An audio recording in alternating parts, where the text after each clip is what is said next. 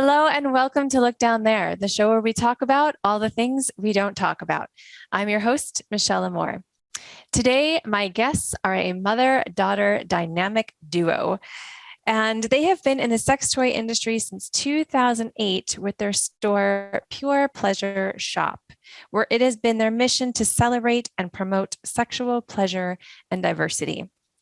Please welcome Amy Baldwin, host of the Shameless Sex Podcast, and her mom, co-owner of the Pure Pleasure Shop, Janis. Hi, Amy and Janis.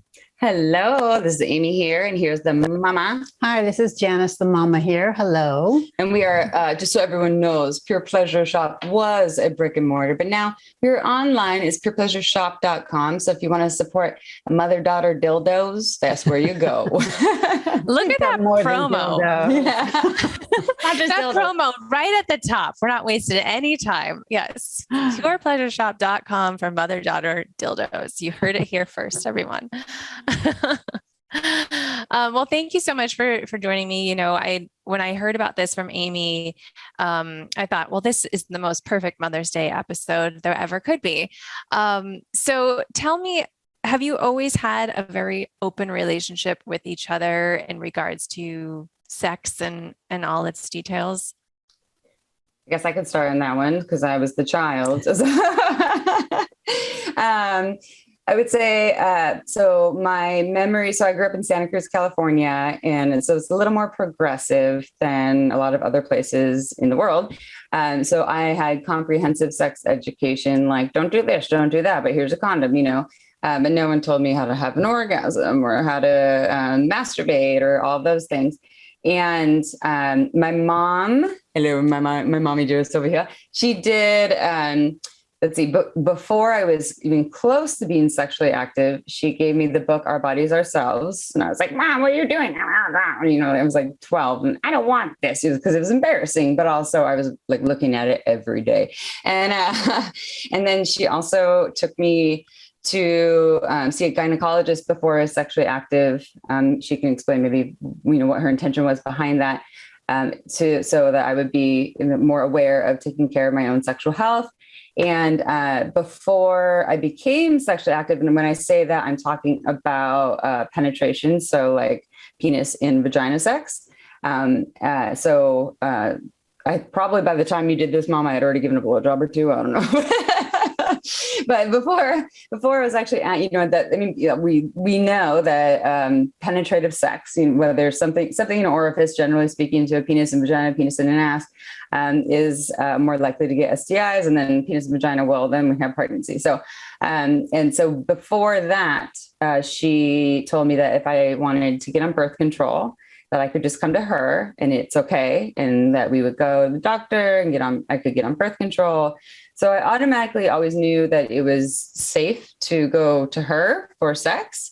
And my dad just kind of didn't really give a fuck. So, like, yeah, if I had a boyfriend, he was just like, whatever, you know, he just didn't care. I could have boyfriends in my room when I was 16 and he wasn't that dad that's like, what are you guys doing? You know, he just was not really that, participatory. So I had the education and support from my mom, and I guess like the lack of care from my dad that made it so I just knew that sex wasn't bad in an interesting way. Mom, please tell me more about this. More than that sex wasn't bad. I wanted you to know that sex was a natural and a good thing, and that I wanted it to be a comfortable and something of your choice, not something in a backseat of a car where your virginity was stolen. Virginity! Anything like that, whatever. I wanted to be a positive experience. So I brought it up before Amy was even thinking about that. And I told her that when the time comes, please feel free to do this, you know, have this experience at home.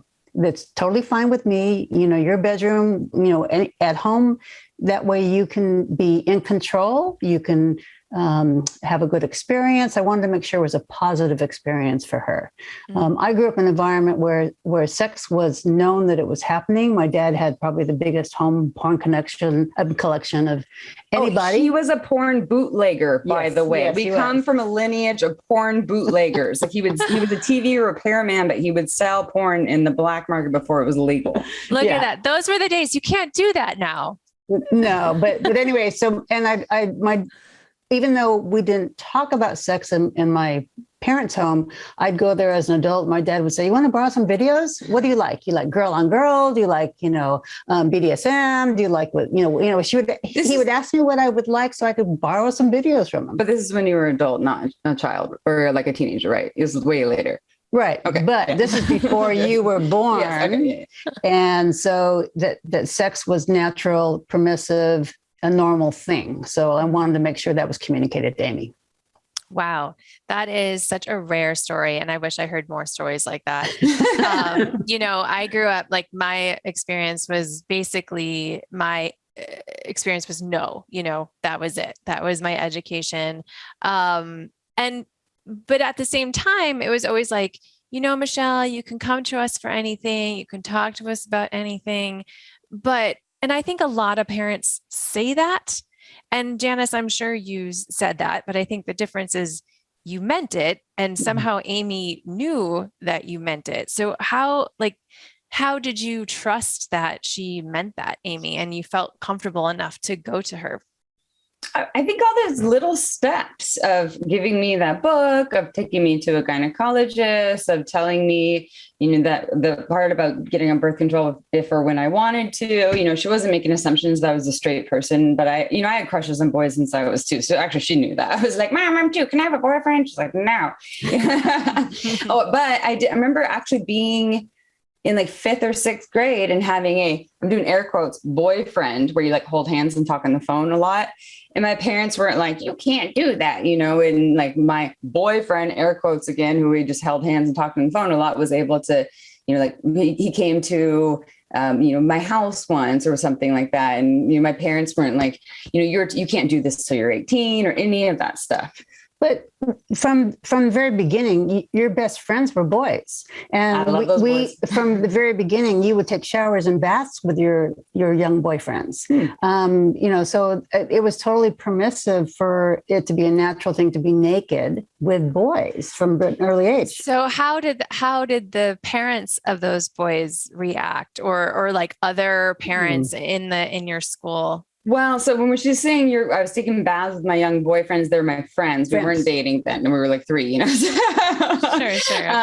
The parents, I think they just knew that we were boyfriend and girlfriend Santa Cruz style, or like more progressive style, where you talk on the phone, you hold hands, and maybe you kissed eventually. I think my first boyfriend that I had in 5th or 6th grade, where we were together for 6 months and just held hands, and he actually kind of like tried to coerce me into kissing him.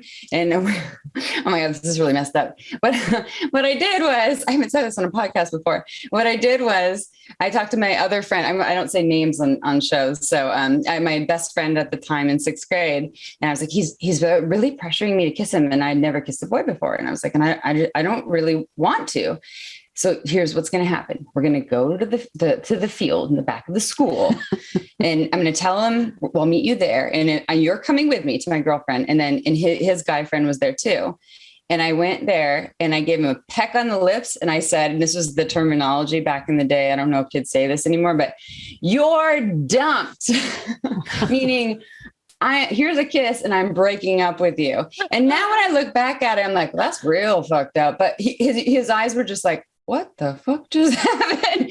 But for me, it was like, you were just pushing me really hard to do something. And then I still did it. But then I was like, yeah, no, this isn't happening.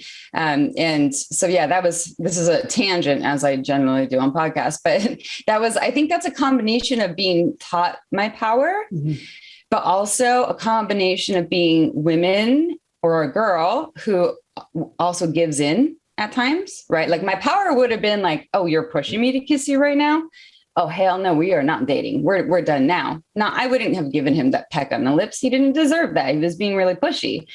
And that isn't just like, men being pushy or boys being pushy, so I think I got the shorter version of what I'm trying to say is I got a lot of the empowerment from my mom, but what was missing is the general idea, which has been missing for hundreds upon hundreds of years about women's power in being able to really advocate for ourselves and beyond STIs and pregnancy. Mm-hmm.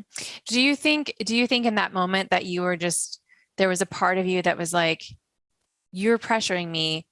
If you didn't pressure me, we'd still be together. Here's what you're missing. Bye. Yeah, for sure. Totally. A little bit like, all right. But then there was like the mean girl thing, right? So it was like, I'm bringing in my other friend to witness it. And then his guy friend witnesses it. And I think I talked to him years later about that. I was like, sorry about that. And also like, you were really pressuring, that's not, you wanted a kiss, but that's not the way you get it. Like, right. And then you get older and now they want to have sex, but that's not the way you get it, or whatever you want. And the way you get it is by meeting someone where they're at and moving with them where they're at and not pushing them and up, of all ages. And yeah, I don't know, maybe we'd be married by now if he was a nicer guy. Thank God for I don't know. It's all perfect. So that was kind of your first time trying out your power. Yeah, exactly. Yeah, I think so. Yeah. I later had some other experiences, my mom and I both, so I'm writing a book for Shameless Sex, and in the intro has is April and I, who have the podcast with, opening up about our education and our experience with sexuality. And in it, I share openly that my mom has sexual trauma from her childhood, and she's here right now, everyone. So I have permission to say that. Yes. And I think that I learned a lot from her experiences. And also, my mom and I both believe in ancestral trauma, in that we're both now healing a whole bunch of many generations of lineage of this happening in our bloodlines. So I've never had what I'll call non-consensual acts of sexual violence before, whereas my mom has. I have experienced a ton of coercion, a lot of experiences with boys to men saying things like, oh, I want to make out with you and like hang out with you, but I'll just stay here. Only if you suck my cock, I'll stay here. But otherwise I'm going to go hang out with my boys, things like that. Or, giving a boy, because we're 13, a massage and on his back. And then he's like, will you rub my belly now? And then he just takes my hand and puts it on his cock and uses it as a jack off device. I'll tell you who that was later, Mom. Maybe you don't know that story yet. It's in the book.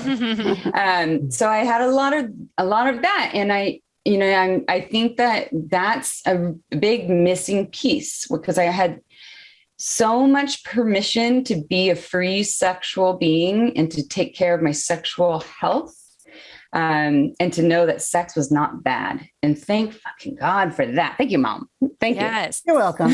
Thank you, Mom. And I'm a product of the world, or at least Western culture, mass media, just your peers, the lack of sex education, the school system. And I'd say like even parents not knowing that they can talk to their kids about orgasm and masturbation. And just so you know, it's, if you're in a straight relationship and you're a pussy owner, well, maybe you wouldn't say that to your 13-year-old, but it's not just about the penis. Like your pleasure is just as important, if not maybe more important, because you're the receiving orifice, and let's be honest, it takes a lot more for you to relax. But like, who's having those conversations with their 13-year-olds? Mm-hmm. Yeah. So Janis, were you open to having those conversations, not just about like, safe sex, but also about how to pursue pleasure? I didn't know how to have those conversations, because for me, that was still part of my journey, even at that time. Mm-hmm. What I wanted to make sure was that Amy had a good experience and it was of her choosing, and that she didn't experience any sexual abuse or sexual violence. Mm-hmm. But the pleasure piece didn't come, my understanding of the pleasure piece, even for myself, didn't happen too much later in my life. Mm-hmm. So I wish I would have had those skills at the time, but I didn't. Yeah. What inspired you to pursue pleasure? What was the moment where that light bulb went on? Selling dildos.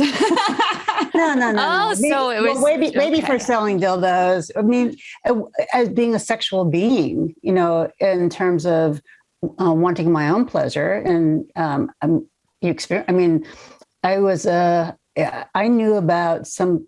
But we talk about as little kids, you learn that things feel good down there. Using your expression of down there. You're talking about your pussy? I'm talking about my pussy as a little girl. So, I had my way in 3 years old, 4 years old of getting that nice experience down there, not knowing what it is. I mean, we're born knowing what sexual pleasure is. It's allowing ourselves to experience it that we need to learn. See, okay. One thing I'll say about that though is, so I didn't masturbate as a kid.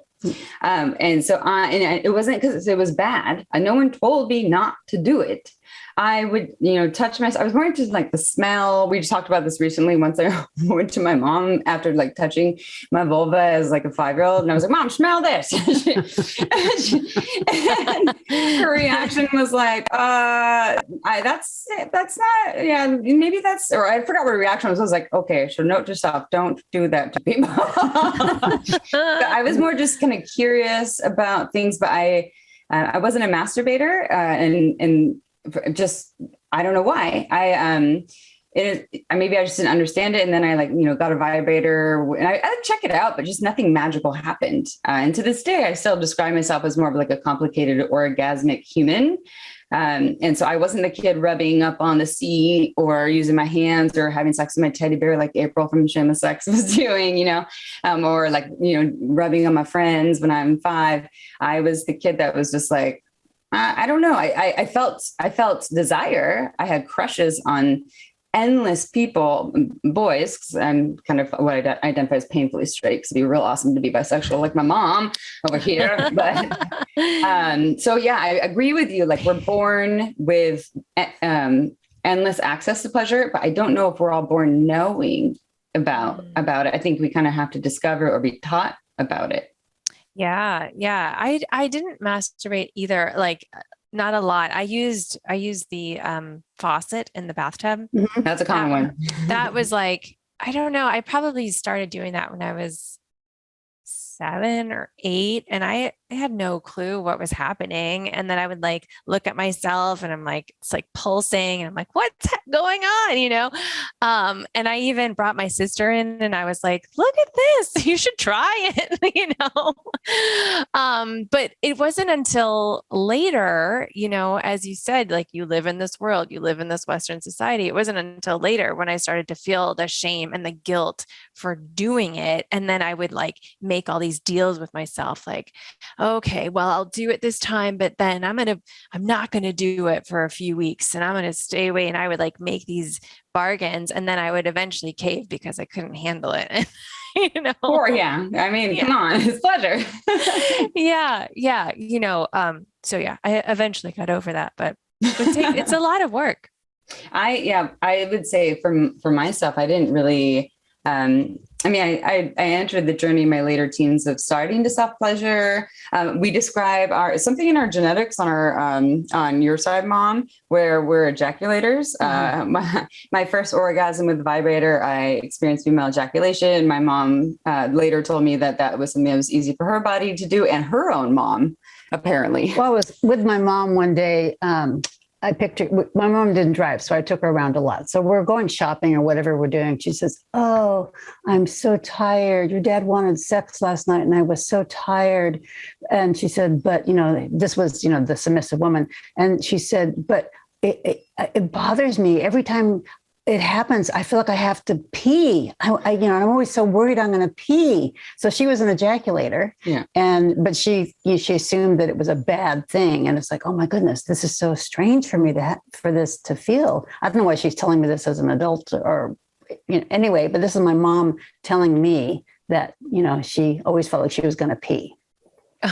Well, I mean, you're telling me now, Mom. So you don't know why. Look at what we're doing right now. Well, we should be talking about this shit. But my mom wasn't really open about a lot of things, but she did tell me that. Well, so her mom didn't know how to drive, how to ride a bike, didn't know how to swim. Mm-hmm. And she, wonderful woman, gave me a lot of jelly beans and a lot of love when I was a kid. Before we opened up Pure Pleasure, so like a little bit about that piece is when the reason why I went to the field of sexuality was because one, I took a class in when I was 18 at a community college, and I just loved every second of it, even though the professor was terrible in that, like, they were just made it so dry. And I was like, I could teach this better, but I don't know everything about this, but I love reading every page of this textbook. And so I decided, if I'm going to go to school for something, I might as well go to school for something that I love. If I spend, 4 to 6 years in school, why not do that? And I also had so many questions about my own body. I was like, I don't know how this thing works. And fast forward, I transferred to San Francisco State for majoring in psychology, minoring in human sexuality, and thought I wanted to be a sex therapist. And at the time, my mom wanted to, her mom had passed, her unempowered mother, unempowered sexually and in a lot of ways with her own autonomy, had passed, and my mom inherited a little smidge of money and wanted to invest in a business. And she originally wanted to do like a spa or something for like, I wanted a business that supported the health and well-being of women, that gave them the tools to be proactive in living a happy, healthful life, which my mom wasn't proactive in. So I wanted to give women those resources and tools. So naturally, I was like, Mom, what about a sex shop? And I said, what? Yeah. I'm going to sell dildos and butt plugs? What? But at this point, Janis, had you had a lot of experience using toys and accessories? Not really. I had been to Good Vibrations, and I had a couple little odds and ends.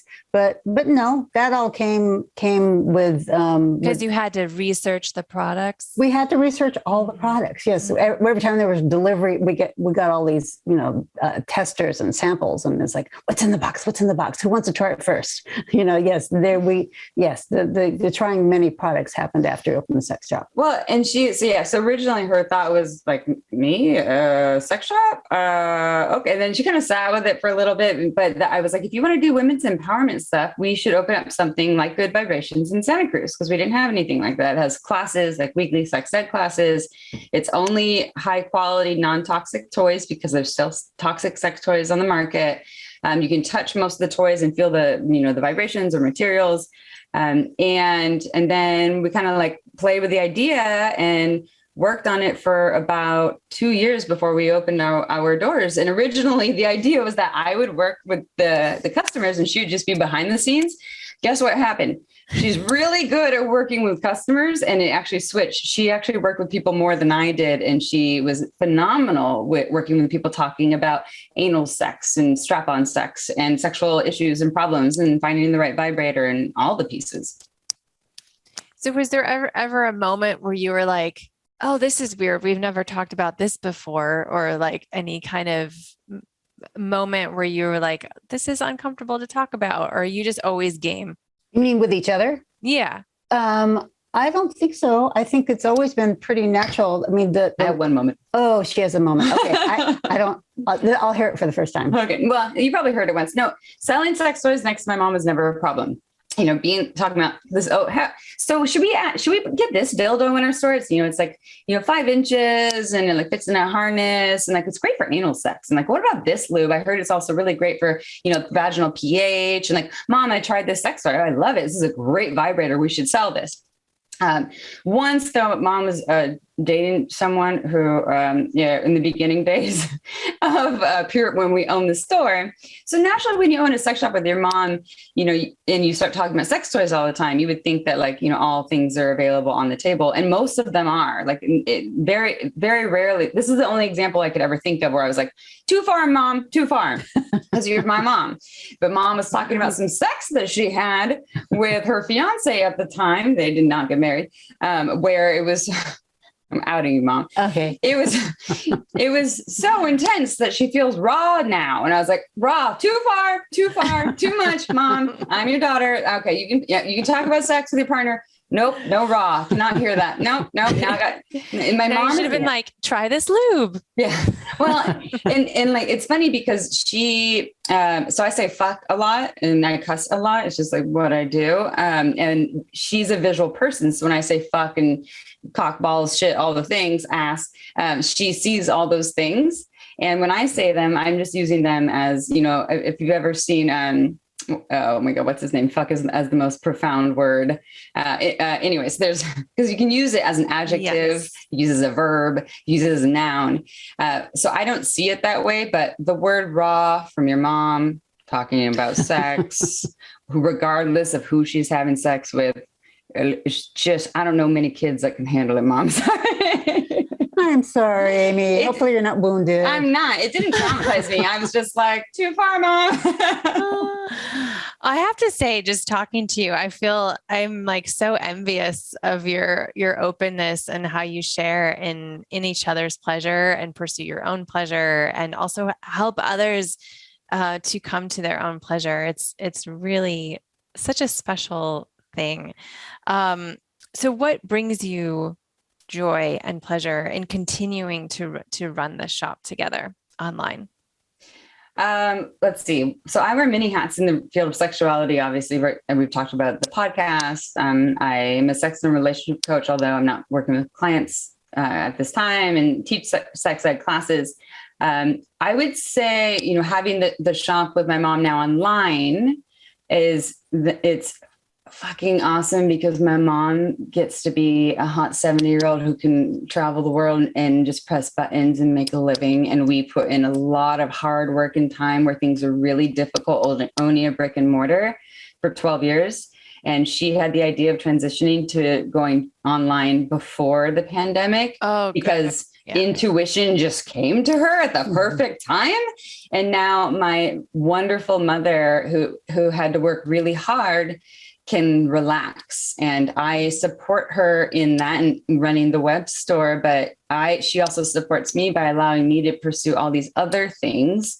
And so for me, like with the online store, it's obviously helping people by selling high quality sex toys, but also just knowing that when y'all buy my sex toys from purepleasureshop.com, and if you use coupon code Shameless Sex, you get 15% off. You're supporting my mom, and she's awesome, and she deserves that. And and I get to go and live my life and do Shameless Sex and help hundreds of thousands of people around the globe just by teaching them about sex, just like your podcast is doing over here. So. Yeah. Are you still able to do like community outreach or have like that kind of personal touch with your customers like you would have in person? Not well. We do get a lot of online questions that and sometimes they're way off the wall, but nothing surprises me at all. Occasionally, I could tell that it's just someone wanting to be titillated, and it's easy for me to recognize that after being a sex shop owner for a long time. But we still get to support people in their choices and supporting their sexuality. We also allow anyone to email us if they're like, it's an online store. You can't touch the toy we're talking about, but we know about the toys. So you can email us and the email's on the website and say, I'm looking for this dildo, this vibrator, this lube, this book. What should I get? And so we can give you a little bit of that in-person experience virtually. Like we will never disregard any of those emails. We respond directly. And while we're not in person with people, we can still give them that experience. And but we're not doing community things here. And we did sell our store full circle to Good Vibrations, which is perfect because they were our inspiration for opening. And now they own the brick and mortar here. So praise to them. We love them. And still buy sex toys online from purepleasureshop.com to support my mom. But if you're in Santa Cruz, go to Good Vibrations.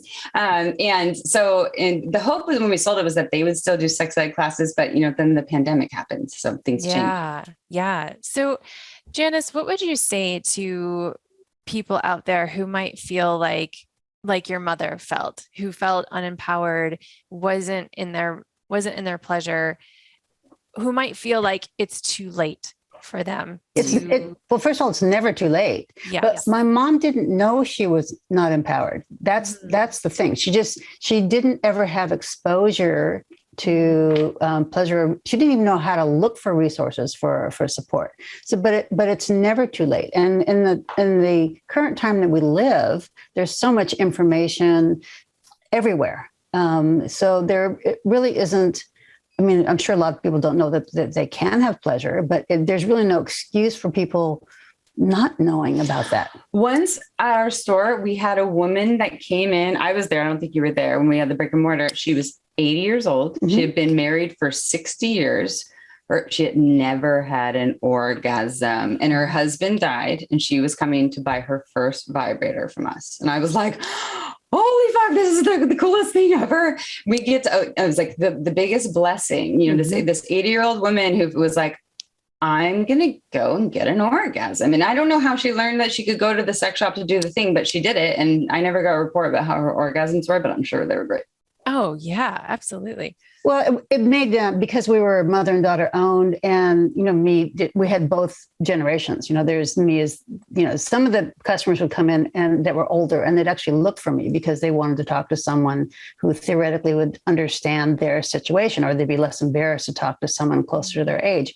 But daily, we had women coming in talking about, I'm not experiencing orgasm, or it's not working. This isn't working, or that's not working, or how do I do this, or whatever. So we were empowering women and men too. I mean, both all the time. All genders. Yeah, all genders. And we had the privilege of hearing their stories and supporting them in whatever worked for them, whatever their desire is, whether or not it's something that we wanted for ourselves specifically, we could support them in whatever they wanted or whatever pleasure they were seeking. What has been the most important or life-changing lesson that you've both learned in pursuing this work? The sex shop, you mean, like owning the sex shop, or sex shop, coming together, pleasure, any of it? Oh my goodness. Okay. Let's see. Life-changing. Yeah. So what, I guess, just as a generalization, some things that I often would say on the podcast, if someone were to ask me this question, would be, it starts with you. And it starts with you or us. I'll speak for myself because I don't want to speak for other people. I know that can be uncomfortable. So it starts with me and me learning for myself, learning about my body, tending to myself, learning how to speak for boundaries, learning what kind of pleasure works for me, learning when something doesn't work for me, and doing that discovery on my own and advocating for that with partners. And I think that that's just kind of one of the most valuable things that I have ever learned. And I can say as I'm 37 now, I feel like I've learned this and will continue to work on this all the time. Yeah, it's an evolving practice for sure. Mm-hmm. Yeah. And I think for me, one of the biggest takeaways of owning both a brick and mortar and a online store is that there's such diversity. And like I said earlier, that everything is okay as long as it's consensual. Mm-hmm. And the variety of people in whatever their desire is and whatever their nature is, or whatever they want to experience, it's all available to them, and it's all okay. Okay, I have one more question for Janis and one more question for Amy. So Janis, any advice on opening the conversation up with like parents and children, opening the conversation up about sexuality and pleasure? It starts from the very beginning. It starts from the very beginning of making sure there's a lot of touch in the child's life, because so many children don't even get enough touch. You're talking about like hugs. Yeah, and cuddling and petting and whatever. And when they start touching themselves, you never make it a bad thing. It's, you might explain to them that, well, we don't do that when we're at a restaurant. That's something you might want to do in your bedroom. But being allowing and accepting, and always just keeping the door open, no matter what it is. I used to tell Amy that she could tell me anything about, what her experience was. And sometimes it would be things that were happening amongst her friends, and that I wouldn't judge them or tell their parents or whatever. So it's the open communication that you start from an early age. And of course, the piece and of course, the permission that I gave Amy, early on, the piece that I missed was telling her about pleasure. But that would have been another piece to have added in there. But permissive, open communication, supportive, letting the child know that they're worthy of having the best, capable of having whatever it is that they want to achieve. Building the confidence and self-esteem. All those things, just create a positive sexual being and positive human being. Mm-hmm. Beautiful. Beautiful. Okay, Amy, last question. Is mom always right? Mom is right 90% of the time. 90% of the time, she's pretty spot on. No, she definitely knows her stuff. And my mom is a great example of someone who will always be working on themselves. And so I got that model, which I think is really important too. Like if you look at the studies of trauma being passed down to children, the very first thing that will decrease the trauma being passed down is recognizing that the thing even happened when you were younger. And my mom told me about her trauma when I was 17. She told me all most of the details of what had happened to her, and she was acknowledging it. Step 2 is that you work on it, and that you'll work on it for a little bit, and then you stop because you need a break, right? And you work and you stop. So my mom has shown me, I think, the way of, and I show her too. Sometimes I'm like, Mom, I think you need some therapy now. And she's like, Amy, I think you need some therapy now. So, you keep each other honest. It's good. Because we're like, things are really hard, and sometimes they're easy. We don't need to go out in the outside support, but it's the model of life is a big piece of work and sunshine and rainbows and beauty and challenges and a whole bunch of fuckery. And it's all the things, but for the most part, as long as we strive to move forward and continue to work on ourselves while taking breaks to experience the joy, then that's what at least I'm here for. I love it. Thank you both so much for joining me today. Please tell everybody where they can follow you and your shop, even though we kind of covered it, but go ahead, give it a lot of official spiel. Give me the official spiel. So if you want to go and buy some of the best sex toys around, go to... Use your sexy voice, Amy. Oh, sorry. So if you want to buy some of the hottest sex toys in town, also body friendly. We won't give you a rash, don't worry, but we can't promise that. That's not sexy. Okay, so if you want to go to a sex positive mother-daughter owned online store and find toys that are very body friendly, body safe, and that we are kind of hand curated or curated ourselves, picked out, go to purepleasureshop.com. You can use coupon code Shameless Sex. You get 15% off. You're free to email us. I think it's shop@purepleasureshop.com, and you can ask us about what kind of toy you should get. If you want to learn about my podcast, go to shamelesssex.com or look up Shameless Sex Podcast on all of the apps. And if you go to Pure Pleasure's website, there are 2 different tabs in there that will show you Shameless Sex's top sex toys, which includes mine, April's, and my mom's favorite sex toys. She really likes the Miss B, by the way. It's spelled MISSBI, 2 separate words. That's my mom. She loves that sex toy. Oh, okay. What is that sex toy? It's like a dual vibrator, internal, external, get some G-spot action, rechargeable. Awesome. By Fun Factory. Awesome. Okay. Thanks for the tip. You're welcome. Oh, and also Uberlube. Never stop using Uberlube. Just saying. Yes, thank you. Yeah, they're also on the show coming up. So yay. Big Uber love for Uberlube. Ooh, I like that. Yeah. All right. And Janis, where's your TikTok? Do you have a TikTok? She does not have a TikTok yet. No, I don't do any of those sort of things. I'm just managing the website is about the maximum of my technology. Yeah. I don't have a TikTok either, so don't worry about it. I was thinking of doing like a fun cooking one for her because she's a foodie and doing like funny mom cooking things, but we're working on that. But Shameless Sex has a TikTok and an Instagram. Just go look up Shameless Sex, and maybe I'll get my mom on there doing funny things with food. Or other things. All right. All right. Thank you so much, everybody. Now is your time. Check out purepleasureshop.com and Shameless Sex shamelesspodcast.com or shamelesssex.com? Shamelesssex.com. Okay, great. You heard it. You heard it there. Shamelesssex.com. And you can follow us at I Look Down There or me at Michelle Moore. And remember that confidence comes from the bottom up. So grab a mirror and look down there. Till next time.